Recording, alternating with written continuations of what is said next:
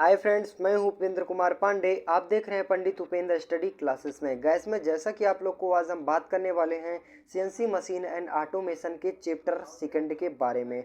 जैसा कि आप लोग को आज हम कल नेक्स्ट क्लासेस मैंने कुछ टॉपिक के बारे में बात किया था सीएनसी मशीन के।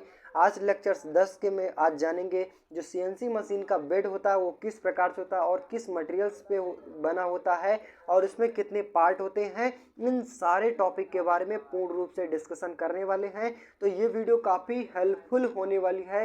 वीडियो लास्ट तक देखना है, तभी आप लोग को समझ में आएगा। चलिए हम बात करें, जैसा कि आप स्क्रीन के माध्यम से देख पा रहे हैं, जो हमारा टॉपिक होने वाला है सीएनसी मशीन बेड, यानी सीएनसी मशीन बेड के बारे में हम देखेंगे। चलिए हम देखते हैं इसको डिफिनीशन के माध्यम से। तो डिफिनीशन हमारा क्या कहता है कि यह एक कठोर संरचना होती है जो फर्श पर बद्ध होती है। मीन्स कहने का मतलब हुआ जो हमारा सीएनसी मशीन का बेड होता है वो क्या होता है, काफ़ी कठोर होता है और एक स्थिर जगह पर मतलब फिक्स कर देते हैं उसको। आगे वहीं पे बात किया जाए, मशीन की बेड पूरी लंबाई में फर्श पर बद्ध किया जाता है और इसके लिए फर्श पर फाउंडेशन का निर्माण किया जाता है। और सीएनसी मशीन बेड में सामान्यतः 5 गाइड मार्ग बने होते हैं जो भार को सहन करने के लिए होते हैं। मीन्स कहने का मतलब जो सीएनसी मशीन बेड होता है वो किसी स्थान पर फिक्स किया जाता है और जिनको सहारने के लिए हमें कितने गाइड की ज़रूरत होती है, तो 5 गाइड की ज़रूरत होती है, जिनके माध्यम पर जो भी हमारे ऊपर सीएनसी मशीन के ऊपर बेड पार्ट लगे होते हैं उनको लोड सहने के लिए या फिर कहने का मतलब सहारने के लिए हम गाइड का प्रयोग करते हैं। चलिए अब देखते हैं यहाँ पे ये तीन मुख्य रूप से 5 प्रकार से होते हैं। वो 5 प्रकार से कौन कौन से होते हैं यहाँ पे देखेंगे तो 3 गाइड मार्ग टैरेट आवागमन के लिए बनाए जाते हैं और वहीं पे 2 गाइड मार्ग टेल स्टॉक के आवागमन के लिए बनाए जाते हैं। मीन्स कहने का मतलब हुआ कि यहाँ पे टैरेट जो भी टूल हो गया, जो भी उसका पार्ट हो गया, चल पार्ट हो गया, उनको क्या किया जाता है, मूविंग कराने के लिए जो भी उसका सहारा जाता है वो 3 गाइड मार्ग होते हैं। और वहीं पे जो टेल स्टॉक होता है क्या होता है, कारखंड को पकड़ने के लिए या फिर कारखंड को सहारने के लिए हम 2 गाइड मार्ग का प्रयोग करते हैं।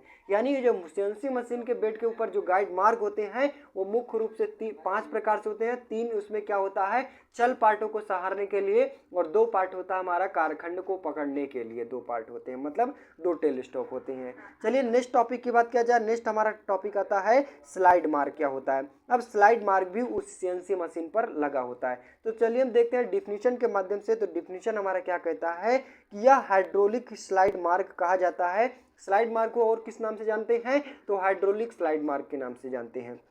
आगे बात किया जाए, जो मशीन बेड पर टूल पोस्ट या टेल स्टॉक गति के लिए प्रयोग किया जाता है और स्लाइड प्रयोग की डिजाइन इस प्रकार से की जाती है कि धातु से धातु संपर्क कारण टूट फूट के हानि से कम हो। मीन्स कहने का मतलब हुआ कि जो स्लाइड मार्ग होता है वो हमारा किस प्रकार से होता है, टेल स्टॉक को और टूल पोस्ट को आगे पीछे मूव कराने के लिए। और इस प्रकार से इसका जो स्लाइड मार्ग होता है हमारा कुछ इस प्रकार से होता है कि जिससे हमारे कारखंड को या फिर टूल को अगर हम पकड़ते हैं, सहारते हैं, तो इस प्रकार से बना होता है कि जो टूल हमारा पकड़ने के बावजूद उस पर जब मूविंग प्रोसेस कराया जाए तो हमारा कारखंड जो भी हमारा टूल है उसमें टूट फूट की क्षमता कम हो। मतलब इस जगह सीएनसी मशीन पर एक एकांत जगह पर फिक्स की जाती है। एक स्टॉक पे टेल स्टॉक होता है और एक जगह पे हेड स्टॉक होता है। कुछ आपका कुछ इस प्रकार से बना होता है। चलिए हम देखें, जैसा कि आप लोग को यहाँ पे कुछ इस प्रकार से बना होता है। आपका सीएनसी बेड इस प्रकार से बना होता है। यहाँ पे आप देख पा रहे हैं जैसे कि स्क्रीन के माध्यम से ये आपका स्लाइड मार्ग होता है, जिनके माध्यम पर हम क्या करते हैं, जो भी मूविंग पार्ट होते हैं उनको आगे पीछे मूव कराया जाता है। और वहीं पे आगे बात किया, जैसा कि आप लोग को यहाँ पे, तो यहाँ पे एक स्लाइड मार्क के जगह पे हम क्या करते हैं, जो टूल पोस्ट होता है हमारा, जिनके माध्यम पे हम टूल पकड़ते हैं, वो आगे पीछे मूव कराने के लिए हम टूल पोस्ट क्या किया जाए, स्लाइड मार्क के ऊपर आगे पीछे मूव कराते हैं। चलिए नेक्स्ट टॉपिक की बात किया जाए। नेक्स्ट टॉपिक हमारा क्या कहता है कि पुनः प्रवाह बाल स्क्रू क्या होता है, इसके बारे में देखेंगे। तो यहाँ पे हम डिफिनीशन के माध्यम से देखेंगे। तो डिफिनीशन हमारा क्या कहता है कि घर्षण में हानि तथा शक्ति पारेषण में हानि को कम करने के लिए पुनः प्रवाह बाल स्क्रू का प्रयोग किया जाता है। आप देखे होंगे किसी लट्टू प्रकार का, एक गोल प्रकार का क्या होता है, जब हमारा जो मूविंग पार्ट होता है उसके बीच में हम लगा देते हैं। क्यों लगा देते हैं, बॉल स्क्रू का क्यों प्रयोग करते हैं, जो घर्षण होता है और घर्षण की वजह से हमारा जो मेटल होता है वो घिसता है, और इसकी वजह से मतलब ज़्यादा हमारा पार्ट घिसे ना, इसी की वजह से हम क्या करते हैं, पुनः प्रवाल बॉल स्क्रू का प्रयोग करते हैं, जिससे हमारा जो पदार्थ होता है, जो भी मेटल होता है, जो भी मशीन में जो भी पार्ट होते हैं, चल पार्ट होते हैं, वो आसानी से, कहने का मतलब है आसानी से मूविंग प्रोसेस भी कर सकता है और ज़्यादा से ज़्यादा समय भी चलता है वो पार्ट, और घर्षण भी कम होता है। इसी से को देखते हुए हम क्या करते हैं, पुनः बॉल स्क्रू का प्रयोग करने लगे। जैसे कि आप लोग यहाँ पे देख पा रहे हैं स्क्रीन के माध्यम से, ये हमारा क्या हो गया, चल पार्ट हो गया। ये इतना प्रोसेस क्या होता है, हमारा चल पार्ट हो गया। अब चल पार्ट जहाँ जहाँ से ऐड किया रहेगा उसमें हम क्या करते हैं, पुनः बॉल स्क्रू का प्रयोग करते हैं, जिससे हमारा जो भी मेटल आगे पीछे, जो भी कारखंड को आगे पीछे हम करते हैं, करने के बावजूद हमारा जो मेटल होता है, जो भी पार्ट होता है, वो आसानी से घिसता नहीं है और काफ़ी समय तक चलता है। किनके माध्यम पर, तो पुनः प्रवाह बॉल स्क्रू के माध्यम पर। चलिए आगे देखें इसके एडवांटेज कौन कौन से होते हैं, इनके बारे में देखेंगे। तो यहाँ पे डिफिनेशन के माध्यम से देखेंगे। डिफिनेशन हमारा क्या कहता है कि रोलिंग घर्षण के कारण निम्न टूट फूट होता है। मीन्स कहने का मतलब हुआ कि जब हमारा रोलिंग, जो भी हमारा टूल हो गया, आगे पीछे मूव कराया जाएगा और मूव कराने की वजह से उसमें घर्षण उत्पन्न होगा, और घर्षण उत्पन्न होने की वजह से क्या होता है, धीरे धीरे कमजोर होता जाएगा, और कमजोर होने की वजह से हमारा जो पार्ट हो गया वो टूटने की संभावनाएं अत्यधिक बढ़ जाती है। तो इससे क्या होता है, अगर हम पुनः बॉल स्क्रू का प्रयोग कर रहेंगे तो उसमें घर्षण कम होगा, और घर्षण कम होने की वजह से हमारा जो उसके पार्ट होते हैं, चल पार्ट होते हैं, ज़्यादा टाइम तक चलते हैं। आगे बात किया जाए, परंपरागत लीड स्क्रू के कारण निम्न शक्ति हानि होती है। मीन्स कहने का मतलब है कि जब उस पर घर्षण होता है, घर्षण होने की वजह से जो उसका पावर होता है, पावर कम होता जाता है। मतलब एक जगह पे अटका, दूसरी जगह पे अटका, तीसरी जगह पे, तो कहने का मतलब है अगर हाई स्पीड में होता है तो धीरे धीरे जब एंडिंग प्रोसेस होता है वो लास्ट तक शून्य हो जाता है उसका पावर, और पुनः बॉल स्क्रू का प्रयोग करते रहते हैं तो शुरू से, स्टार्ट से लेकर एंड तक उतनी एनर्जी बनी रहती है जितना स्टार्टिंग में बना रहता है। तो ये इसके एडवांटेज होते हैं। नेक्स्ट टॉपिक की बात किया जाए, अक्ष ड्राइव एवं अक्ष मोटर क्या होता है, इनके बारे में देखेंगे। तो इनको डिफिनीशन के माध्यम से देखेंगे। ये निम्नलिखित प्रकार के होते हैं, और कौन कौन से होते हैं, तो चलिए देखते हैं। वेल्ट तथा पुली ड्राइव। अब क्या होता है, सीएनसी मशीन में मोटर का यूज क्या होता है, तो जो भी चल पार्ट होते हैं तो किसी न किसी मोटर के जरिए, किसी न किसी प्रोसेस के जरिए उस पार्ट को चलाया जाता है।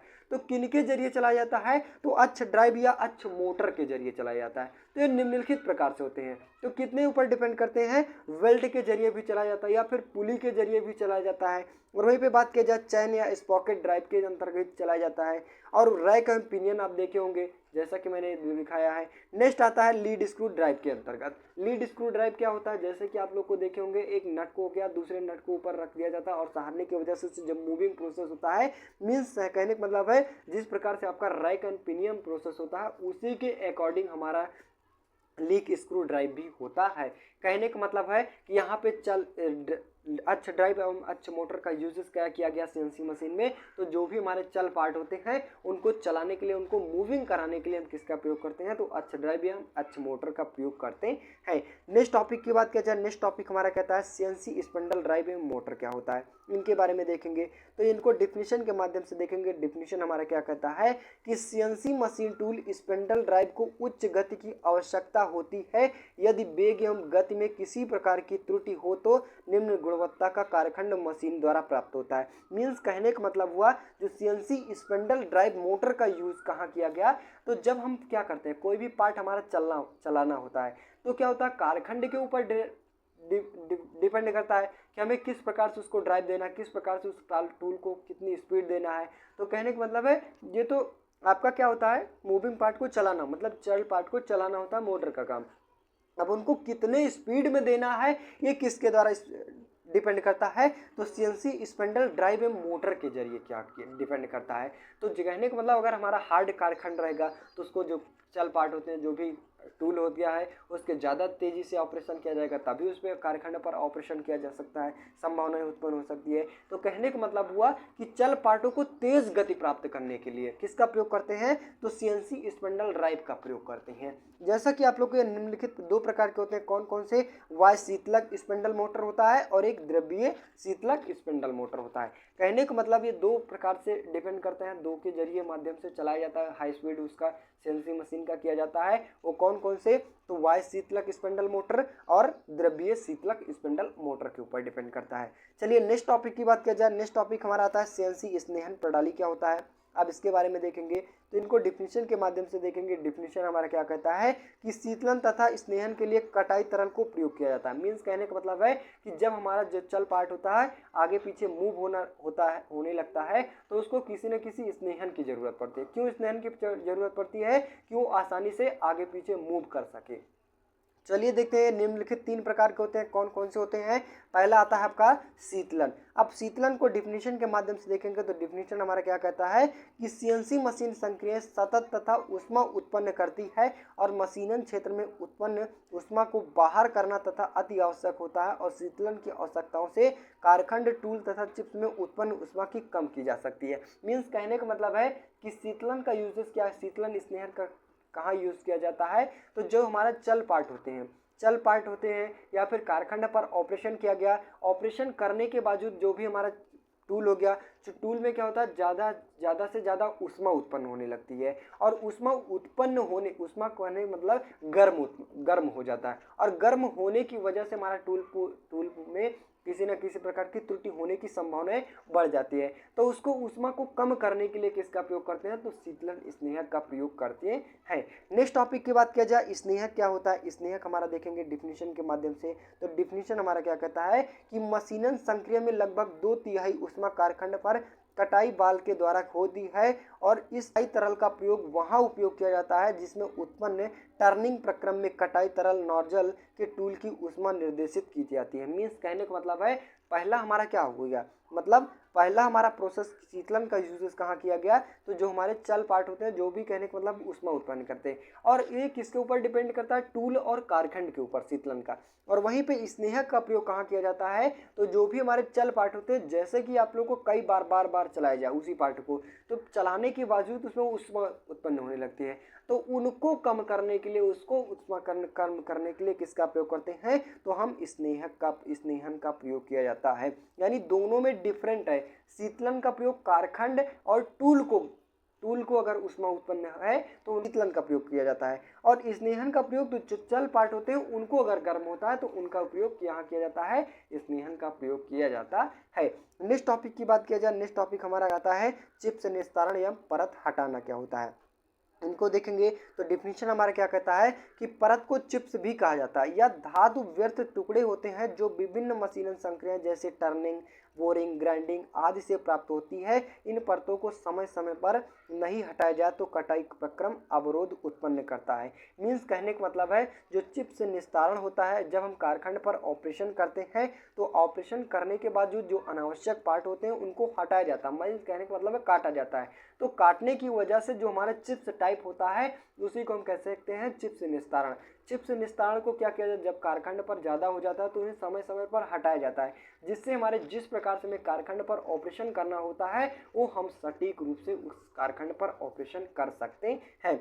आगे बात किया जाए, परत हटाने का सबसे उपयुक्त माध्यम कटाई तरल होता है जो उच्च ऊष्मा दाब पर कटाई क्षेत्र पर प्रवाहित किया जाता है और नीचे लगे कंटेनर की सहायता से बिने में टुकड़े को होकर निकाय से बाहर निकाल लिया जाता है। मीन्स कहने का मतलब है कि जब हम कारखंड पर काटते हैं जो अनावश्यक पार्ट होते हैं, जो सीएनसी मशीन का बेड होता है उसमें एक होल बनाया जाता है। किस पे, कहाँ से बनाया जाता है, तो जो आपका कंटेनर होता है कंटेनर के माध्यम पर क्या करते हैं जो भी हमारा कटाई पदार्थ अनावश्यक पार्ट होते हैं उस कंटेनर में हमारा जाके इकट्ठा हो जाता है और इकट्ठा होने की वजह से हम क्या करते हैं उस कंटेनर की सहायता से जो अनावश्यक पार्ट होते हैं उसे बाहर निकाल लेते हैं आसानी से। तो यही प्रोसेस होता है किसका, चिप्स निस्तारण का। यानी परत हटाना। तो आई होप कि आप लोग को गाइस जितने भी टॉपिक बताए गए सीएनसी मशीन के वेट के बारे में, आई होप कि आप लोग को सारा टॉपिक समझ में आ गया होगा। आई होप कि अगर आप एग्जाम के बेस पे कोई भी इस टॉपिक के बारे में आ भी जाता है तो आप लोग पूर्ण रूप से लिख सकते